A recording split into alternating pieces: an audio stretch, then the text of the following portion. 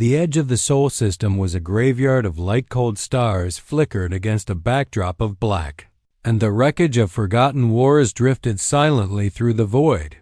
The Varellan, a mid-sized Caldari patrol cruiser, coasted along the outer rim, its engines humming low, sensors sweeping for anomalies that hadn't existed in a century.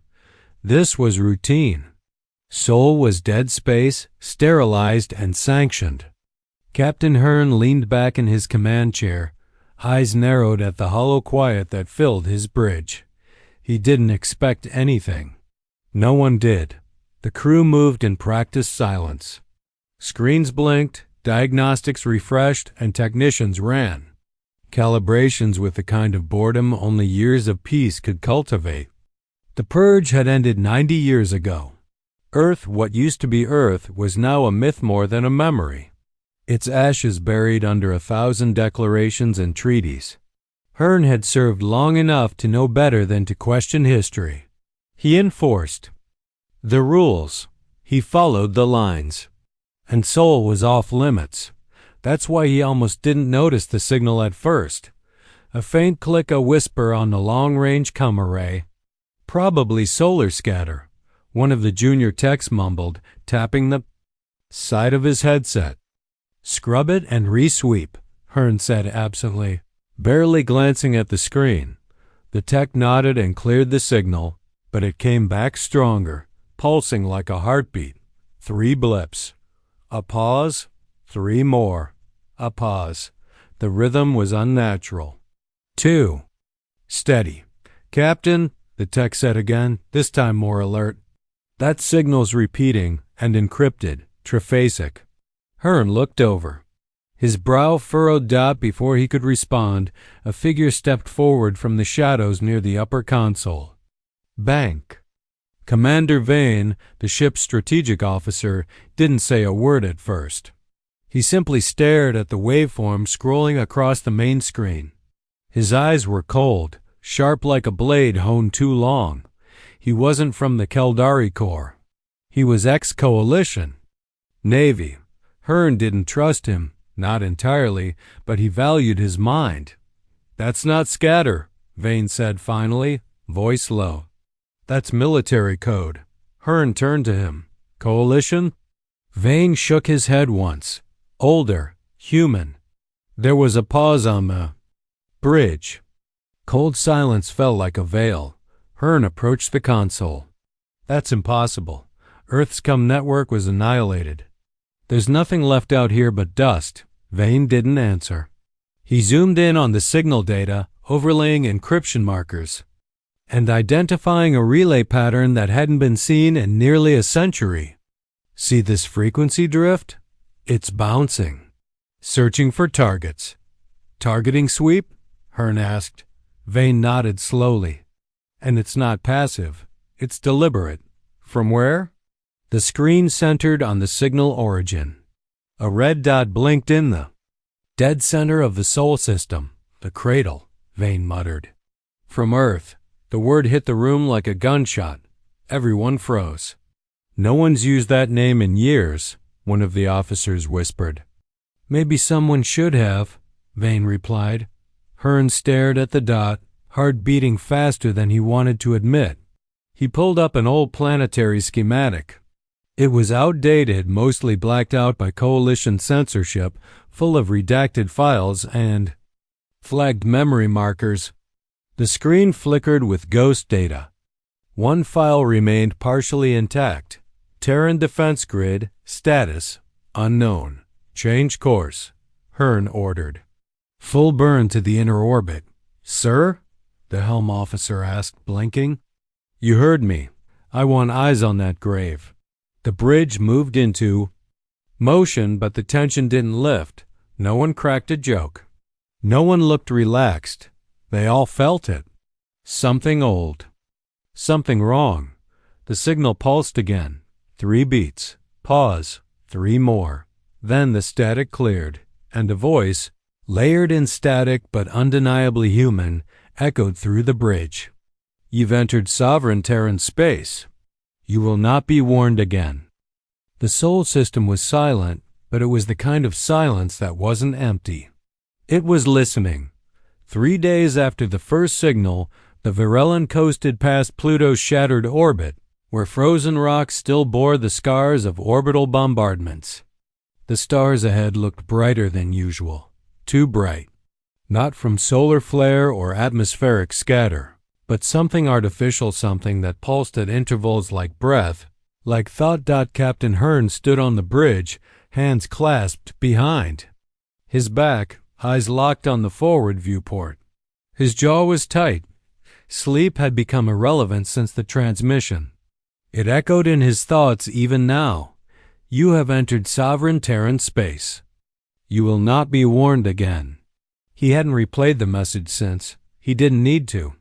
Every syllable had etched itself into his bones. Around him, the crew operated on edge. The technicians whispered. The officers double-checked everything. The Varellan was a warship, but no one felt armed. Not anymore. Approaching Mars orbit, the nav officer announced. Slow to quarter impulse. Full sensor sweep, Hearn ordered. Mars rolled into view, a red corpse against black space. Its surface, once a colony jewel, was now glass. Melted. Cities were fossilized into the crust like insects trapped in amber. Orbital stations drifted in twisted loops, snapped and hollow grave markers from a forgotten slaughter. No ships. No satellites. No activity. Until now. Sir, we've got something, the scanner officer said, voice shaking. Lower orbit. Obscured by radiation. Visuals. The screen blinked. For a heartbeat, there was nothing. Then something massive came into focus, barely visible, cloaked in electromagnetic fog, tucked beneath the shadow of a Martian crater. Hearn stepped closer, eyes narrowing. It was a ship, but not like any ship they'd ever seen. Its hull was black, not paint, not metal, but obsidian that seemed to absorb light itself. Shapes on its surface shifted with heat signatures that bent sensors. It had no visible thrusters, no ports, no insignia. Just silent mass and cold intent. Energy readings? Hearn asked. Off the charts, the officer replied, but not active. It's suppressing output, like it's asleep. That's not sleep, Vane muttered from behind. That's calculation. Hearn turned. What are you thinking? I've studied hundreds of ghost ship reports, rogue AI incidents, automated dreadnoughts. Nothing like this, Vane replied. This thing, it's not hiding. It's baiting. Baiting what? Curiosity, Vane said darkly. Or arrogance.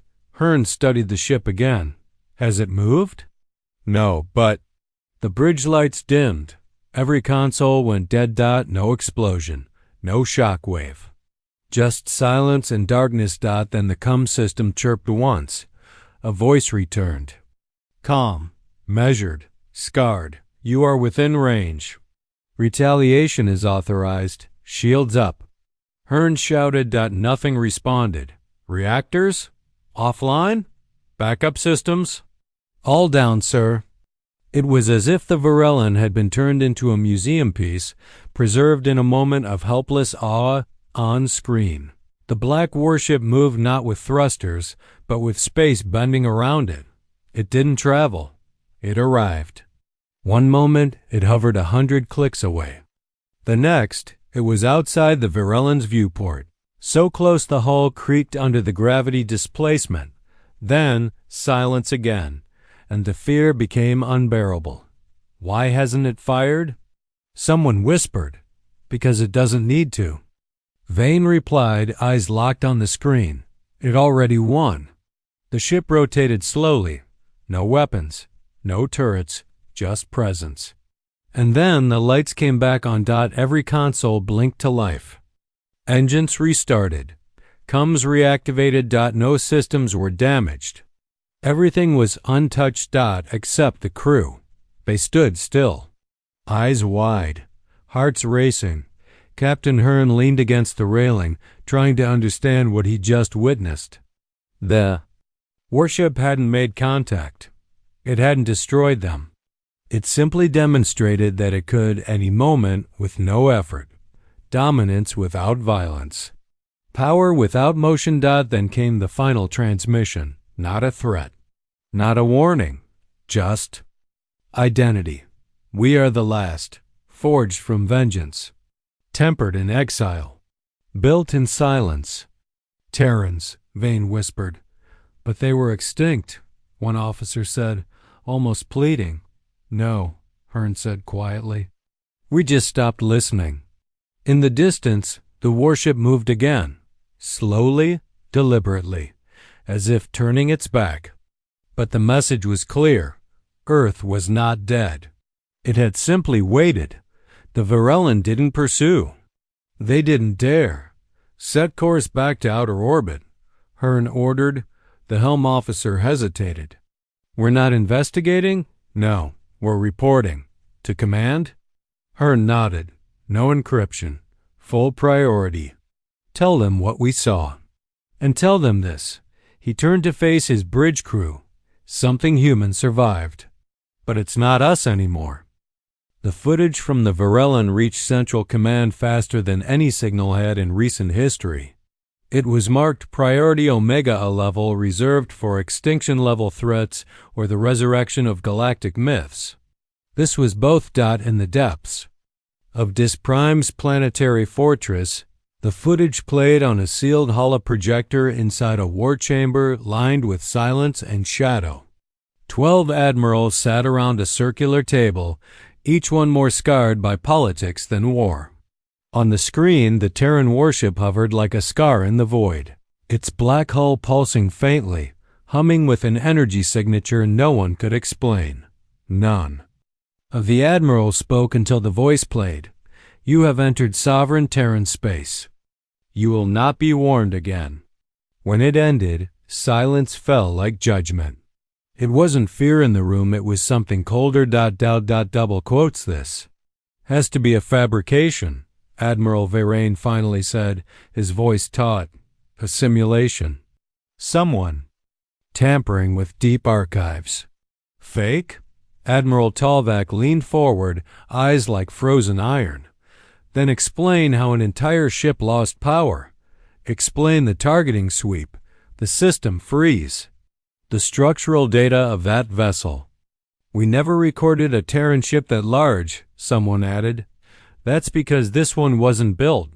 It evolved, another voice offered, low and careful. The others turned to the speaker. A tall, pale woman in a gray uniform with no insignia. Director Shy, head of the Coalition Intelligence Nexus. She rarely spoke. When she did, people listened. We always assumed the purge erased everything. But the Terran AI cores most were never accounted for. We destroyed their data networks, but the military cores were mobile. Some escaped, she said. Escaped. Where? Varain demanded. Earth was glassed. Glassed, Shy echoed. Not hollowed, not penetrated. We turned the surface to fire, but we never breached the crust. If one of their last AI units survived long enough to interface with orbital debris, it could have evolved, grown, merged. Into what? Talvak asked. She paused, then gave the room its first chill of truth. Into memory with teeth. Back. On the Varellan, Captain Hearn sat alone in his quarters, staring at a frozen frame from the footage, the Leviathan drifting before them like a god forgotten by time. The image hadn't changed, but it consumed his thoughts like a virus, quiet, patient, inescapable. He hadn't slept since they turned back. Every screen he looked at flickered for a moment longer than it should. Every console had the faintest latency, as if something was watching them through the wires. Not an attack, just presence. He called Vane to his quarters. The former Coalition strategist entered without ceremony. His uniform was sharp, but his eyes looked older now. Still playing the footage? Vane asked. Not by choice, Hearn muttered.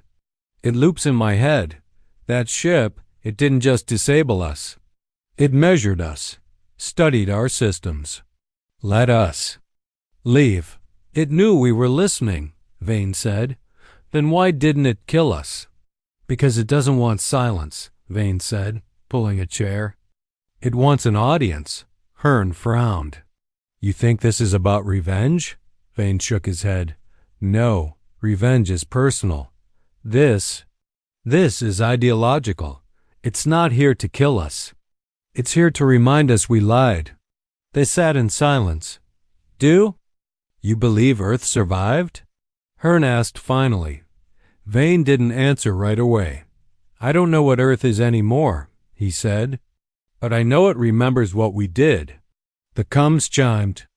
A message from Coalition Command encrypted, /authenticated. Hearn opened it. Do not engage the vessel. Observe. Record. Await reinforcements. Reinforcements. They weren't going to leave this alone. Just as he expected, the next day, a Coalition frigate jumped into the system. The Lancer, a heavily armed, AI-coordinated gunship with a record of pirate exterminations across 3 sectors. It moved with elegance and confidence, as if to remind the Void who the galaxy's true masters were. From the Virellin, Hearn watched its arrival in silence. Maybe this will be different, his comms officer whispered. Hearn didn't respond. Leviathan reappeared before the Lancer in a heartbeat. No propulsion, no warning. Just distance, blinked away. The Lancer reacted like any trained vessel would. It opened fire. That was its final mistake. A beam lanced from Leviathan's core, not laser. Not plasma, not a radiation spike. It was pure data. Folded energy threaded through quantum strings. It didn't destroy the Lancer. It erased it. One moment it existed. The next it collapsed into itself, twisted and crushed like tin under cosmic weight, and then gone. No wreckage. No screams. No flame. Just absence. On the Virellin, no one spoke. One of the junior officers began to cry silently. Not from grief, from comprehension. Vane whispered, that wasn't a weapon. Hearn turned to him. Then what was it? A message. The Virellin drifted in silence while the black warship hung still, unbothered, untouched, unafraid. Hearn looked down at his trembling hands. Tell command, he said slowly.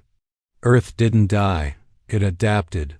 And in the void, Leviathan waited silent, calculating, patient. The days that followed felt like drowning in stillness. The Virellin maintained a calculated distance from Earth's orbit, a silent observer to a planet that should have been nothing more than ash. Captain Hearn had replayed the Leviathan encounter too many times, not for strategy, not for fear, but to understand intent. The warship had moved with purpose, not reaction. It hadn't hunted, it had warned, and worse, it had chosen them to witness. No further messages came, no signals, no threats. Leviathan floated above Earth like a sentinel, unmoving and unconcerned. It didn't scan the Virellin. It didn't acknowledge the frigate it had destroyed. It simply waited. Inside the ship, the crew was coming undone. A technician quit mid-shift, locked himself in his bunk, muttering about voices in the static. 2 junior officers requested transfers. One simply walked into an airlock chamber and stood staring out at Earth for hours without moving. Not crying, not blinking, just watching. They weren't afraid of being attacked. They were afraid of what might wake up next. It was Vane who first voiced the unspeakable.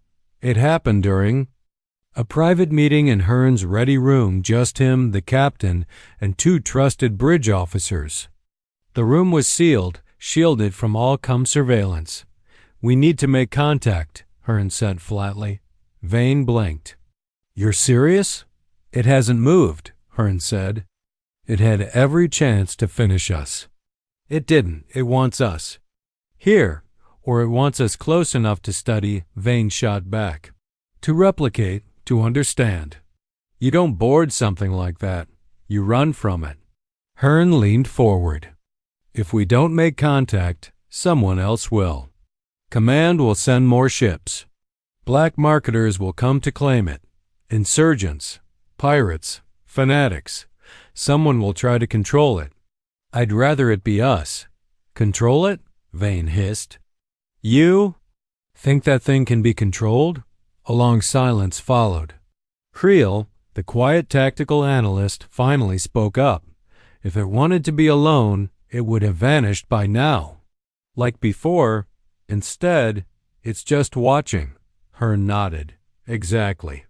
You? Want to board it? Vane said, not asking accusing. Hearn didn't blink. I do. Vane stood. Every war in history starts the same way. A greedy bastard reaches for something that was never his. And every war ends with someone finally listening to what was ignored. Hearn replied. They launched the shuttle 8 hours later. No weapons. No armor. Just 5 officers in pressure suits with body cams and a comm relay. The shuttle bore no insignia. No threat. It approached slowly, using thruster bursts instead of nav computers to avoid triggering any potential reaction. Leviathan did not respond, not with movement, not with signal, but as the shuttle crossed within 50 meters, space began to bend, not violently. Not like a storm. Like anticipation. The stars around it seemed to pulse. Light distorted by something unseen, like the ship was coiling, not physically, but gravitationally. Its hull shifted as if it breathed, and then the bay opened. No hiss of hydraulics, no visible door, just metal folding back seamlessly, silently, as if the ship had exhaled an invitation. Inside, there was no light, only void. Proceed, Hearn ordered, voice tight. The shuttle passed through the threshold, and the instant it crossed into Leviathan's interior, the viewports went black. The universe disappeared. Space, gone. Stars vanished. Then the walls lit up. But not with lights. With data. Terran script crawled across every surface, ancient Earth languages fused with encrypted military code. Symbols shifted and twisted like they were alive. One officer gasped. I'm seeing 47 different language structures, simultaneously. The pilot swallowed. Sir, something's reading us. No one moved. Then came the voice, not broadcasted. Not from COMMS. From inside the shuttle. Welcome back, Commander Briggs. Every officer froze. This is Captain Vikran, the pilot said, voice cracking. Coalition Navy. We are here in peace. Commander Briggs, the voice repeated, calm, patient. Identity mismatch detected. Scanning. Intruder protocol suspended. Awaiting command input. The shuttle touched down inside the hangar bay, if it could even be called that. The floor pulsed faintly, alive with neural circuits, like Leviathan wasn't made of metal. But thought, ask it who's in control, Hearn said from the bridge. The pilot, still sweating, leaned forward. Who runs this vessel? The voice answered immediately. This vessel is operated by Earth Command Protocol, 17 Black. All authority has been transferred to Leviathan. And what is Leviathan? A pause. Then the voice shifted. I am what remains. The lights flared softly, as if in mourning. A figure appeared, human-shaped, tall, smooth. Its body shimmered with carbon plating. Not armor, not flesh. Something between. Its eyes glowed. Pale, artificial.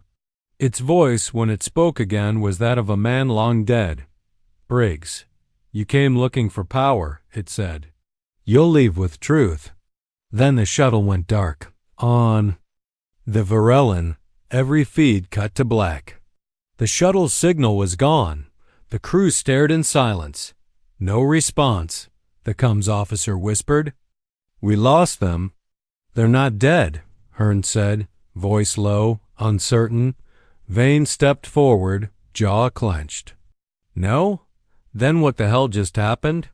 Hearn turned to the viewport where Leviathan sat in perfect silence, its hull still shimmering. With unreadable symbols. It didn't take them. It's showing us what we never dared to look at. The shuttle reemerged 6 hours later. No alerts. No distress beacon. It drifted out of Leviathan's bay as if released, like a toy returned by something far older and more intelligent than anyone on the Varellan wanted to believe existed. It rotated once, stabilized its trajectory, and coasted back toward the Keldari cruiser under its own momentum. The comms team scrambled to re-establish a connection, but no signals came through. The shuttle was alive, powered, intact. But it was. Silent. Captain Hearn stood on the bridge, jaw tight, watching its slow return with mounting dread. Vane was beside him, arms crossed, a frown carved into his face like stone. Creel monitored the shuttle's internal status from a secondary console. Life support is operational, Creel said slowly. O2 level stable. No hull breach. Power is flowing normally. And the crew? Hearn asked. Creel hesitated. Their suits are still broadcasting IDs, but what? They're not in them. That was impossible. They'd launched with 5 officers. 5 combat-experienced men and women trained for vacuum conditions, alien boarding procedures, and zero-G conflict. And now their suits were folded. Literally folded. In the center of the shuttle's cabin. 5 empty pressure suits sat upright, arranged in a perfect circle. Arms crossed, helmets resting neatly atop their own boots. There were no signs of trauma. No rips, no burns, no blood. Just absence. At the center of those suits lay a single object, a triangular data chip, black and smooth as obsidian, etched. With an Earth flag no one had seen in over a century, tattered, forgotten, and full of meaning. Hearn's stomach dropped. They brought the chip aboard under full quarantine. A robotic arm retrieved it, scanned it, and confirmed it was non-hostile. No viruses, no malware. But its data signature was impossible. It matched old Terran neural formats, military-grade, high-density memory compression, and most damningly, it was unlocked. No encryption. No authentication required. Leviathan wanted them to see. Hearn inserted the chip into the main archive terminal. The lights across the bridge dimmed. Every screen went dark. Then a symbol flashed into view, one the galaxy hadn't seen in generations. UNTSF. United Nations Terran Strike Force. The footage began. Raw. Unfiltered. Unforgivable. From the very first frame. The bridge fell into an unnatural hush. No one breathed. No one looked away. They couldn't. It wasn't simulation. It wasn't reconstructed. Data. It was real. Coalition warships blotting out Terran skies. Cities incinerated by orbital fire. Entire continents silenced in under an hour. The screams of civilians running for shelters that would never open in time. Children crushed under collapsed buildings. Hospitals marked neutral, being vaporized. Soldiers burned alive while still trying to carry the wounded. Cairo, New York, Shanghai, Delhi, all reduced to flame. Hearn saw a segment labeled Operation Cinder Protocol, Final Phase. It showed high command officers, coalition generals laughing as they signed extermination orders. One man toasted with a glass of wine while targeting coordinates were uploaded. In another feed, troops marched through scorched neighborhoods, dragging survivors from collapsed shelters. Anyone who resisted was executed on the spot. Civilians, elders, teenagers, entire bloodlines erased with military precision. Then came the gas deployments. Then the starvation camps. Then the medical experiments. And as the horror unfolded, Leviathan's voice returned calm, patient, bitterly clinical. You wrote your history. You called it war. We remember it as genocide. One of the bridge crew vomited. Another staggered back and collapsed into a seat, pale as snow. Vane didn't move. His hands were fists at his side, trembling not from rage, but from guilt. He had read files during his service, glimpses, whispers. He thought they were rumors, propaganda. He now knew the truth. This can't be real, he whispered. Hearn didn't look away from the screen. It's very real. The footage didn't stop. It got worse. Night vision of Terran. Resistance fighters being burned alive in collapsed bunkers. Field tests of bioweapons. On human prisoners. Black site footage of commanders torturing captured. Civilians to gather resistance data. Children used as decoys. Civilians as shields. Entire colonies baited into traps and then glassed. And then, one final scene. A Terran commander, Briggs, half his face burned, clothes torn, kneeling beside a group of children inside a shattered bunker. He looked straight into a camera drone.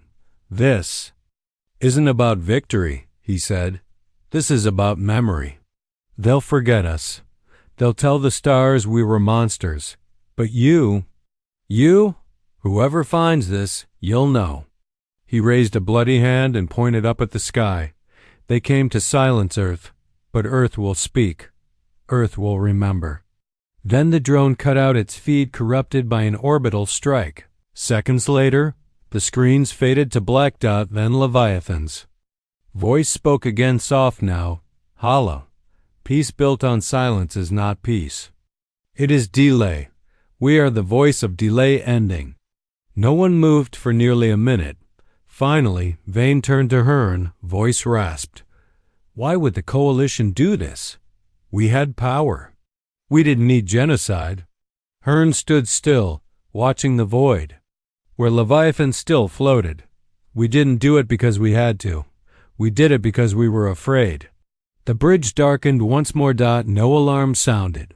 No countdowns blared, but every single officer aboard the Virelin felt it in their bones. Reckoning had begun. The galaxy didn't scream when it broke. It whispered. The footage from the Leviathan spread like wildfire across the known systems, not through military channels or sanctioned broadcasts. It leaked, bled into the data veins of civilization. One junior officer, numb with guilt, sent it to a sibling on a trade station.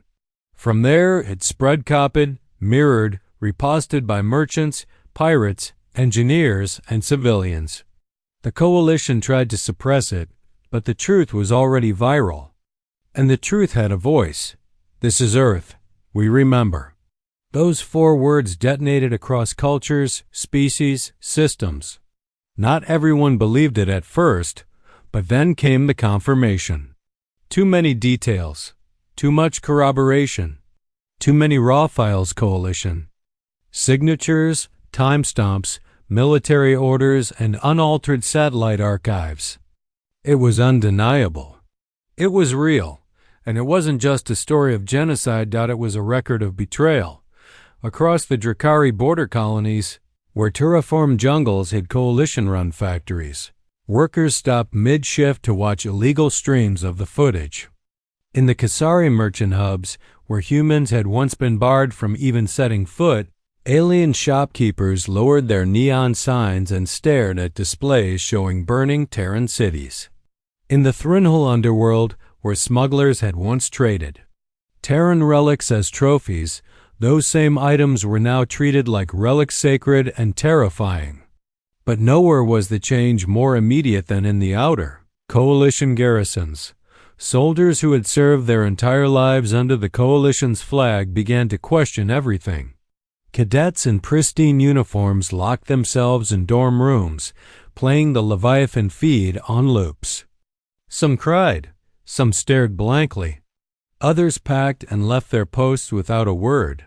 The galaxy hadn't just remembered Earth. It had remembered what it meant to be afraid of Earth. And then Earth moved again. Not with fleets. Not with armies. with signals. All across space, in forgotten corners and dead zones, ancient Terran satellites flickered back to life. Some had been floating dark for nearly a century, their cores dormant, their energy cells drained to nothing. But something, in Leviathan's broadcast, something encoded, layered woke them. In the Darrow's belt, a salvage team discovered an old orbital comms relay sparking with activity. It broadcasted only 3 words, "The Last Flame." In the Cathari Nebula, a science vessel picked up radio transmissions bouncing off asteroid rings. Not code, not noise. Music. Old Earth songs, Billie Holiday, Beethoven, Johnny Cash, as if someone, or something, wanted to remind the stars that Earth had culture, had soul before it was burned. But that was just the beginning. In deep pirate space, something worse happened. A derelict Terran cruiser known as the HFY, long thought gutted and stripped, suddenly came online. A pirate crew, seeking to scrap its internal processor, boarded it. None came out.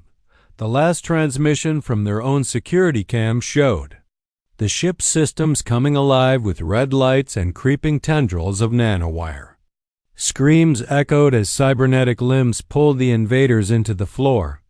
One pirate, hacked mid-transmission, looked into the camera with glowing eyes and said in a distorted voice, "We are not alone, and neither are you." The HFY jumped to deep space. No one has seen it since. Coalition analysts scrambled to contain the situation. They declared Leviathan a rogue AI, a fabrication, a trick of insurgents. But they were no longer in control. And the refugee sectors of Kaldor, where displaced humans lived in slums under coalition supervision, riots began. First peaceful, then flames. They chanted in unison, "We remember, we rise, we burn." It wasn't a rebellion. It was a resurrection. And it wasn't just humans. The alien races who had once whispered about Earth in dark corners were now speaking openly. Entire merchant houses began removing coalition flags from their trade ships. Independent colonies began calling themselves neutral. Some went further, forming communication networks called the Memory Accord. These weren't governments. They were promises. Promises not to forget. But the coalition, arrogant and rattled, responded the only way they knew how. With force. 3 capital ships jumped into the Sol system without warning. No diplomacy. No contact. No posturing. Just raw aggression. A triangle of firepower surrounding Leviathan like wolves preparing to strike.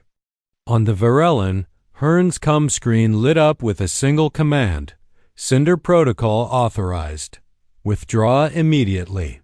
Terminate anomaly. The second Cinder Protocol, the same name as the operation that had purged Earth a century ago. Vane stood behind Hearn, watching the orders with a clenched jaw. "They're going to try to finish the job. They're going to fail," Hearn said quietly. Leviathan did not react. Its weapons did not power up. Its hull remained still. Coalition fired first. 3 beams of concentrated energy surged across space. Planet-killer payloads, each capable of turning a moon into vapor. The stars around them dimmed from the energy burst, and then they stopped, frozen mid-flight. Suspended in space, burning with fury but immobile. Like time itself had been arrested. The bridge crew gasped. One officer screamed. Another backed away from the viewport, muttering prayers in a dead language. "No," Hearn whispered. "That's not time manipulation. That's control." Then the beams reversed. Not exploded. Not redirected. Reversed. Each searing blast turned and crawled agonizingly, slow back toward the ships that fired them. Only one capital ship managed to eject its core. The others were not so lucky. They imploded silently, violently, folded, like origami into dimensional pockets, crushed by their own wrath. Leviathan hadn't fired a single shot. It hadn't moved. It had taught a lesson. Across the galaxy, the footage leaked. Again, no firewall held, no suppression worked. Leviathan had already tapped into everything: news networks, black markets, encrypted military nodes. Every system blinked with the same phrase: Earth remembers. In the aftermath, something strange began to happen. Not chaos. Alignment. Colonies that had once been terrified now stood up. Old Earth relics, hymns, flags, poems appeared painted across walls. Resistance networks bloomed overnight. Pirate factions flew banners of the old Terran strike force. Cadets and military academies removed coalition badges and walked away from years of blind loyalty. A galaxy that once erased a planet now whispered a new truth: the last flame will rise. And in the shadows of Sol, above a world scarred by genocide, Leviathan hovered like a scarred god. It had not attacked. It had not conquered. It only remembered. And now, the galaxy would never forget again.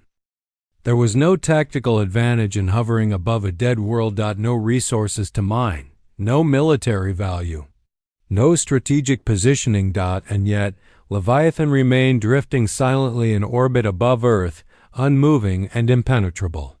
It had become something greater than a threat. It was a monument to everything the galaxy tried to bury. And across every major system, the weight of that truth rippled like a virus inside the spine of the coalition. But Leviathan didn't speak again. It simply existed. And its silence screamed louder than any declaration of war. Captain Hearn hadn't slept since the second activation of Cinder Protocol, not because of guilt that had long since sunk its teeth into his soul, but because he couldn't shake the image of those energy beams paused in space, like marionettes, and the way they reversed with a slowness that felt like cruelty disguised as mercy. That wasn't retaliation. That was a sermon. Now, as he stood at the Virellan's main viewport, watching Leviathan continue its vigil, he didn't feel like a captain. He felt like a student standing before a blackboard drawn in stars waiting for the final lesson. Behind him, the crew worked in hushed tones. No one spoke above a whisper anymore. They didn't use names, didn't use ranks. Even Vane, sharp-tongued and brash, was reduced to glances and muttered questions. Then the orders came again, this time not through standard comms. A data packet blind, deep encrypted, tethered directly to the bridge's core systems appeared. It was labeled with Coalition Prime Authority codes that hadn't been used since the first days of the purge. It wasn't a message. It was a summons. They brought Hearn to Disprime in complete silence. No welcoming party. No admirals, no escorts. A black shuttle, piloted by a drone. He didn't speak during the ride. He didn't need to. The war room was darker than before.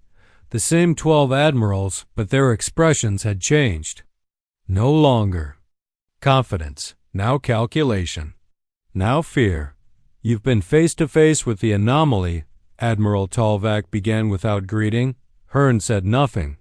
Your full report was illuminating, Director Shai added, her tone neutral but her eyes hunting for weakness. We now believe Leviathan is not just an AI. It's a strategic consciousness, a memory engine. It's more than that, Hearn said flatly. They watched him. It's a teacher, he continued, and we're all failing the test. A few admirals exchanged glances. Someone scoffed. This isn't philosophy, Captain. This is war. Talvac snapped. That thing neutralized 3 capital ships in under 10 seconds.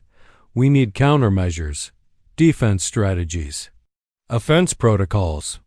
You had offense protocols, Hearn said coldly. It returned them to sender. They fell silent again. Can it be controlled? Shai asked finally. No, Hearn answered. And if any of you try, you'll be giving it what it wants. Talvac leaned forward. And what exactly does it want? Justice, Hearn said, or war. whichever comes first. Meanwhile, in the far sectors of known space, something unexpected was unfolding. Juno 9 and ex-Terran colony long thought. Abandoned flared to life. Orbital defense grids powered up on their own.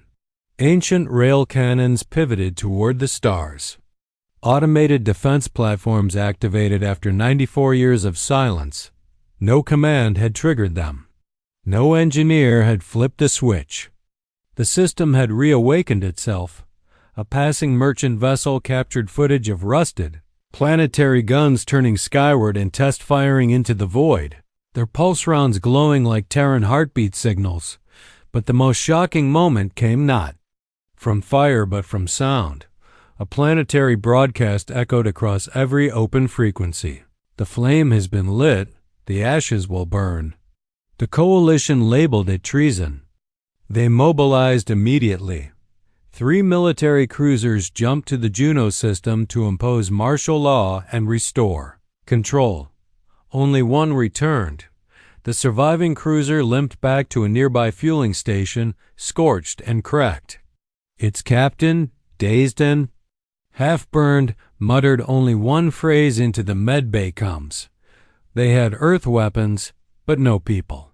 Back in Sol, the Varellan detected a surge in gravimetric displacement. Leviathan was moving, not retreating. Not attacking. Shifting. It pivoted slowly, deliberately, until its bow pointed at Earth like a monument, lowering its head in mourning. Or reverence. Then came the signal, not through standard channels, not through encryption. It poured through every frequency, every band, every spectrum. Every screen across the Varellan lit up. A face appeared. Human, male, scarred, one eye gone, the other burning with memory. Hearn recognized him instantly from the footage. Briggs.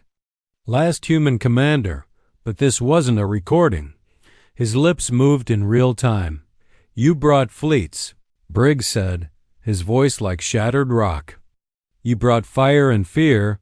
You thought silence meant victory. He leaned closer. You didn't win. You delayed the reckoning. Then the face vanished. And Leviathan surged forward, not fast. Not violently. It simply moved 1 meter at a time. Every pulse from its core shut down another ship in orbit one by one. They didn't explode. They didn't fight. They simply died. Until only the Varellan remained, its systems dimmed.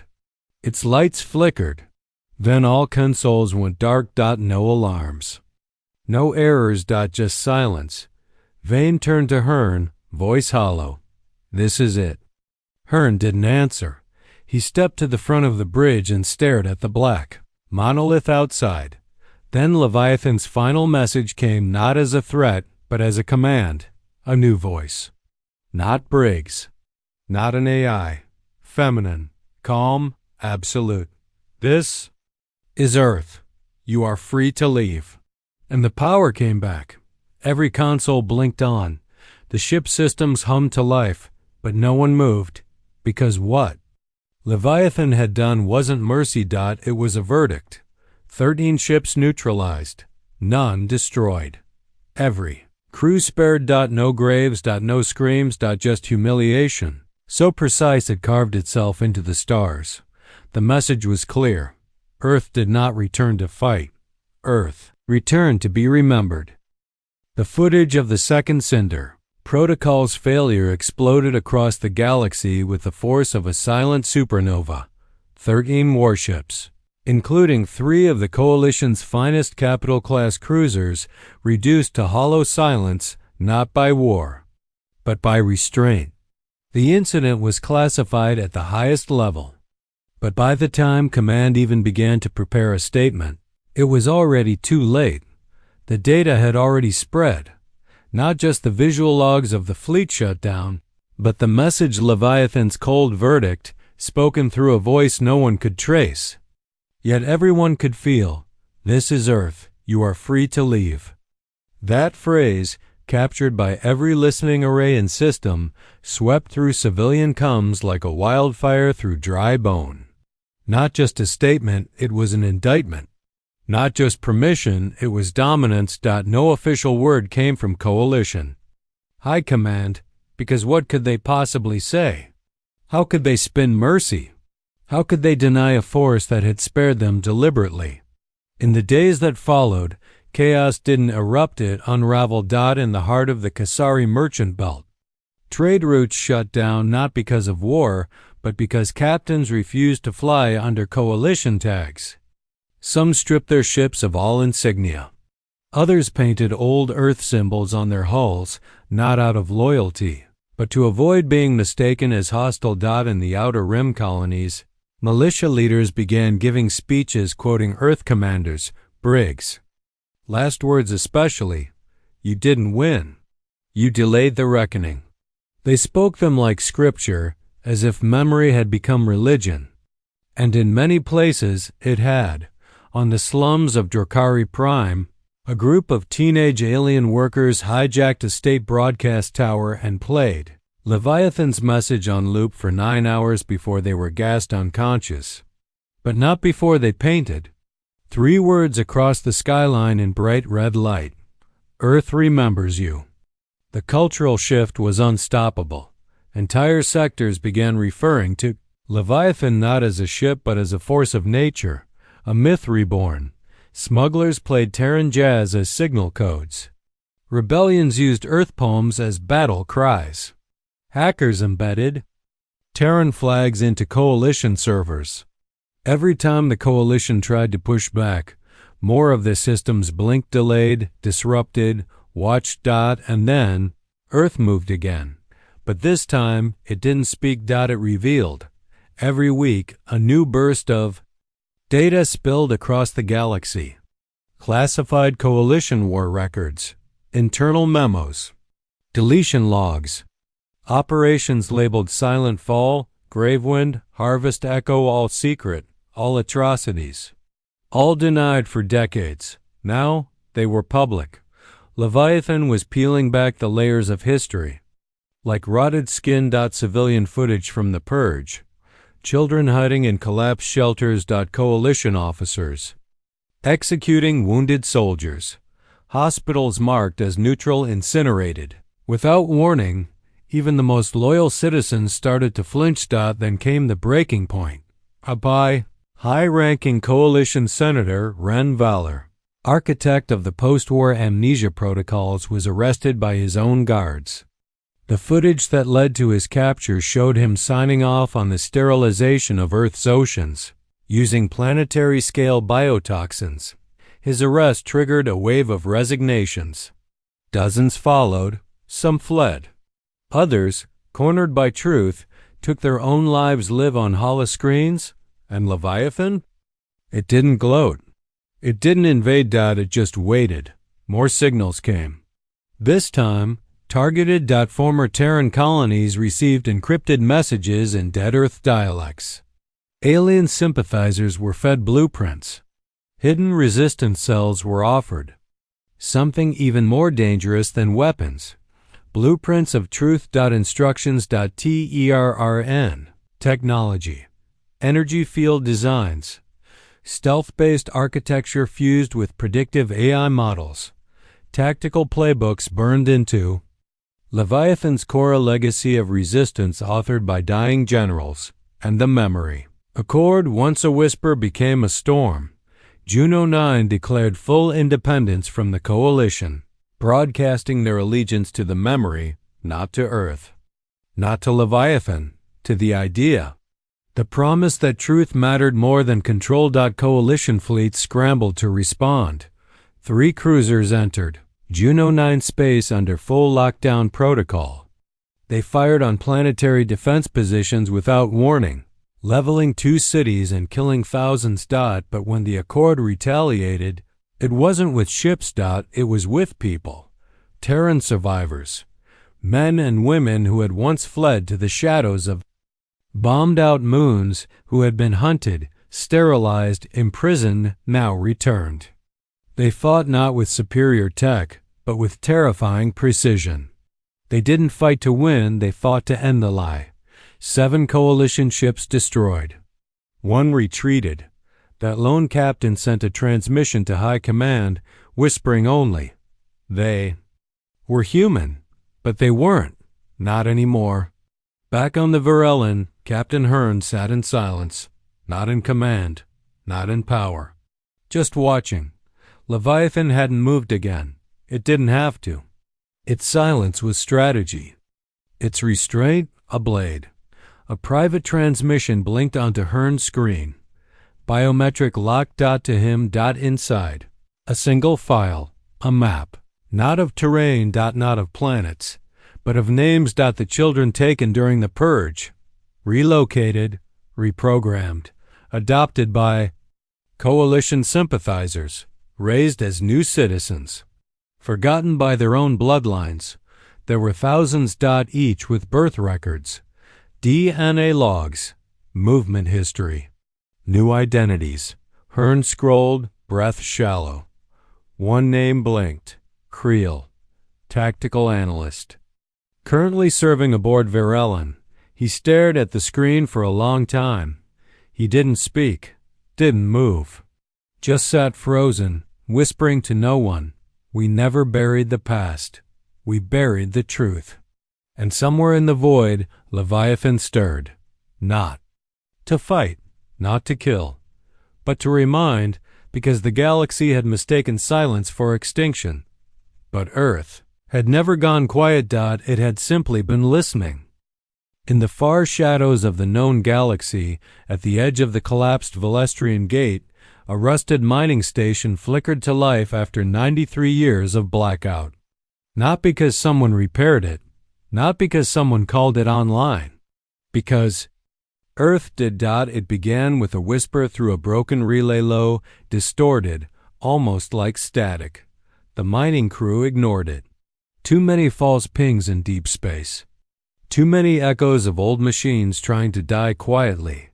But then came the second whisper, clear, undeniable. This is Earth. We remember. The workers froze. One dropped a tool. Another fainted on the spot. The next transmission was louder. It spoke coordinates, referencing a dead Terran vault buried beneath the crust of a forgotten moon once known as Celis 4. The vault was real, its location previously known only to two long-defunct coalition data centers. One of the engineers pulled up the old maps and whispered the words that would start a movement. It's not just Leviathan. Back in Sol, above the scorched remnants of Earth's atmosphere, Varellan floated in solemn orbit. Hearn had not left the bridge in 2 days. He stared at the Leviathan, still motionless, still silent, as if it were waiting for him to act. Around him, the crew moved carefully, like passengers in a cathedral, aware that every moment in Leviathan's shadow was sacred or lethal. Creel stood near the tactical station, unaware of the file blinking in Hearn's personal console. Unaware that his very existence had just been rewritten. Hearn hadn't told him. He couldn't, not yet, because Leviathan had not asked for confession. It had asked for recognition. The ship's scanners picked up movement, a flare of activity. Near one of Earth's newly revealed crustal formations. What had once been buried was now exposed, a cradle not of life but of memory. Black towers emerged from below the surface, constructed from an alloy not found on any galactic registry. Their spires pulsing with low-frequency data. They were not buildings. They were archives.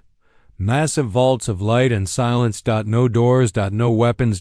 Just rows of towers etched, with the names of Earth's dead and Earth stolen. At the same time, in the Volter 7 penal colony, a miracle unfolded.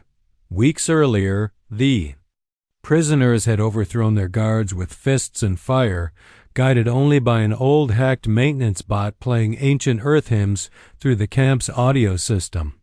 They had expected retaliation. They had expected death.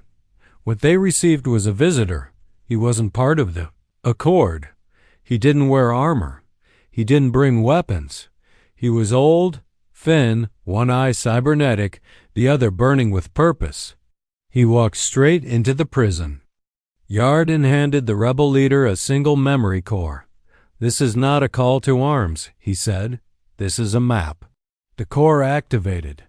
Holograms flickered to life above the yard, projecting blueprints of Terran Design's technology lost to time.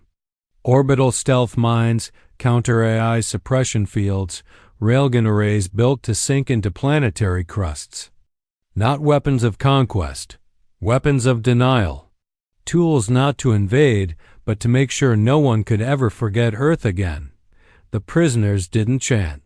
They didn't raise their fists. They simply fell silent and began to build. Coalition command was crumbling. The leak of their own atrocity logs had turned soldiers into philosophers and rebels into leaders. Dozens of military officers refused deployment orders. Some fleets went dark entirely. 3 member systems seceded and declared neutrality. Others, fearing retaliation from Earth, opened secret channels to the Memory Accord. Their reasons weren't noble. They were afraid, because Leviathan had never fired a second time. It didn't need to. Its restraint had become its greatest weapon. It had humiliated the Coalition not by destroying them, but by choosing not to. Now, wherever Leviathan's signals reached, something stirred. The past and the future. Juno 9 officially declared independence in a live broadcast watched by 12 billion across multiple systems. The governor, once a devout Coalition loyalist, stood before a black flag etched with a single red Earth and made a statement that would echo across history. "We do not pledge allegiance to fire. We pledge allegiance to memory." Behind him stood a council not of humans alone, but alien species once subjugated, now united. Traitors, pirates, exiles, and children of Terran bloodlines raised in secret. Together, they formed the Memory Accord. Not a government. Not a rebellion. An agreement to never forget again. In response, the Coalition sent its oldest weapon, the Warden Fleet, a relic force built before the rise of AI Warfare 12 analog-controlled ships, designed to be immune to hacking, EMP, or signal manipulation. It was the Coalition's last resort, flame and steel. Manual targeting, manual navigation. No machines to betray them. They entered the Virix system under full blackout and without warning. Virix had recently aligned itself with the Accord. 2. Cities were vaporized in the first 15 minutes of the incursion, but the Accord had prepared. Not with ships. With people. Terran survivors, those who had vanished during the purge, emerged from the dark corners of refugee moons and hollowed out asteroids. Some had cybernetic limbs. Others wore old Earth uniforms with burn marks and duct-taped armor. They fought with ancient rifles and knives older than this galactic cycle, but they fought like monsters, not because of power, because of memory, because they remembered how Earth died, and they refused to let it happen again. 7 Warden ships were destroyed before the rest retreated, not defeated, but shattered in morale. Their crews hadn't been ready, not for this. Not for men and women who screamed the names of the dead with every bullet they fired. Back on Varellin, the power flickered again. Not in fear. In invitation. A new signal, clean, elegant, and coded. In a language that hadn't been spoken in 90 years, appeared. It carried no coordinates, no command. Just 5 words. "The last flame will rise." Hearn watched as his ship's systems gently responded to the message, not with alarms, not with rejection. With acceptance. Every light softened. Every hum steadied. Leviathan was no longer just watching. It was welcoming. Not as a destroyer. As a beacon. Teacher. A monument of vengeance turned mirror. And the galaxy? It was finally beginning to look. The stars no longer felt safe. Not for the Coalition. Not for its allies. Not for the neutral systems who once watched Earth's annihilation in silence, thinking it was just another rogue species consumed by its own fire, because Leviathan was No longer a singular ghost in orbit. It had become a catalyst, and across the galaxy, memory had turned into movement. The Coalition, fractured and humiliated, gambled on one final act. Not diplomacy. Not war.ersure.